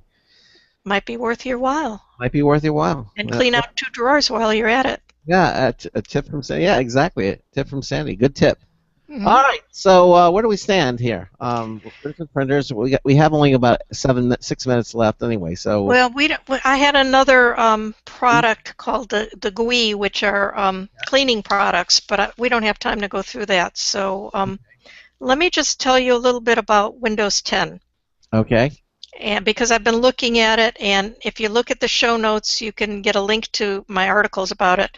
I see that. You can also just go to CompuKiss.com. It's COMPUKISS.com, and you'll see a bunch of good articles and tutorials and things like that. Tips like the tip I just gave, Craig. Yes. I'll have to put that on my website. But anyway, I've been previewing Windows 10, and they just came out with a new build this past week. So they've updated it again, and I'm liking it. I think that it is what Windows 8 should have been to start with. Oh, yes, exactly. And the biggest thing about it is that it boots right into the desktop mode. Yeah. So for people who have used Windows XP or Windows Vista or Windows 7, it is so much easier to understand, so much more intuitive. And they still have some bright squares like the Metro screen on Windows 8.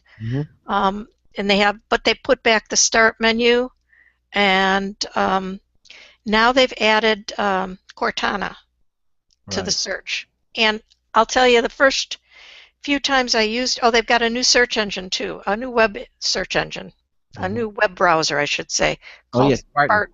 Yeah. And it's got a very clean interface, and it's much faster than the old Internet Explorer, much faster. You like it? I like it. It's very plain, and some people have been downgrading it for that reason, but it doesn't bother me that it's plain. Well, that's that anti-skeuomorphism that they're now doing with the iPhones. Everything is becoming very plain again, very functional. It's true, very true. Yep. But in any case, Cortana, and you can say, "Hey, Cortana." I have to look at my Windows 10 machine and see if she went on when I said that, but she didn't. But your Amazon Echo did. No, I didn't say that Alexa word. But I was amazed that the searching was so much easier when I did it verbally. And Cortana understands me very well, and other people who have tried, she understands the voice recognition is very good. But you tend to search differently when you can just say, "Hey, Cortana, tell me what day of the week I was born on," or something like that. And she'll come up, and she'll either answer the question for you verbally, or she will show you the web page with the answer on it. And my understanding is Cortana still is not in full mode yet. She's still sort of crippled, so you're still in the test phase. So things that might not work now will eventually work with Cortana. Right. They have a couple more months on it. I'm expecting it to come out in September, October. But you're going to have Alexa. That's Alexa for the Amazon. You have Cortana. You have Siri on your iPhone. Right. So and Google Play. And Google Play, so it depends. So any one of those. Yeah. Hey, so we can do Hey Siri, Hey Google, Hey Cortana, and the other one Alexa. You don't have to say Hey. Right, exactly. And then say find me this, and you'll get 4 different answers. What day was I born on? And it'll say, you're born on Monday. Oh, you know what? Yeah. I could do a whole article about that. You've just given me another topic to wrte about. That would be fun. You have like a whole artificial intelligence family in your now, that you could do this with. I could do that right now. Yeah. Because I have all four, Yeah, and they're all in the same room. But we're out of time. Oh, can't do it. Maybe next month. Next month we'll do it. Next month you're gonna have all four prepped and ready to go, and we're gonna do a quiz. You're gonna ask them the same Each one? question. Yeah, each one the same question, and see what they come up with, and see how that's gonna be fun. Okay. Hey, Sandy. Hey, listen, it's always a pleasure having you here on the show. It's a lot of fun, and again, you can go to our website, go to our show notes page at computeramerica.com. We have the cheat notes up of the things that we talked to. We didn't get to everything. There's HBO moves to streaming, a lot of topics that we just didn't get to tonight, and of course at CompuKiss.com. And what is the other publication you write for now, Sandy? I write for newdomain.net. Yeah, newdomain.net. For Sandy Berger, all the different Sandy Berger articles, you can read them there and be well informed. Sandy, thank you so much just for being with us tonight. Please stay with us to the end for our after-hour show, okay? All right. Good night, everyone. Yeah, all right. And tomorrow night, oh, gosh. We've got Open Garden is going to be in the second hour. We're going to have the CEO and co-founder of Open Garden, and we're going to talk about something called Fire Chat and mesh networking. And it's a really interesting concept, what they're going to be talking about. We just had the guest move, and the first hour we're going to have 90 seconds. Go is going to be here. We're going to have the CEO and co-founder of Go, and I love that game. yeah, exactly. Yeah, and we're going to talk about SafeMap and their application and it's called SafeMap and its capabilities and the Apple Watch integration with this product. It's going to be an interesting show. We're going to have both of them. So Go in the first hour, Open Garden in the second hour of the program. So again, thanks to Sandy Berger for being with us here tonight. Thank you all for being here with us tonight. Again, don't forget our Computer America contest. You know, it's 2 more days to our Logitech contest closes down. We'll get those 3 great prizes. Go to our contest page. It's under the Interact pull-down menu. Enter in the Logitech contest. The registration forms are right there on the same page as the different prizes. We got that beautiful Bluetooth speaker as the grand prize. And while you're there, subscribe to the show reminder. You can get that Logitech touchpad T650 valued at $80. Every Friday we give one away. That about wraps it up. Thank you so much for being with us here tonight. And so until tomorrow night, this is Craig Crossman hoping that your hard disk never becomes floppy. 10 seconds. We'll see you tomorrow night. Good night, everyone.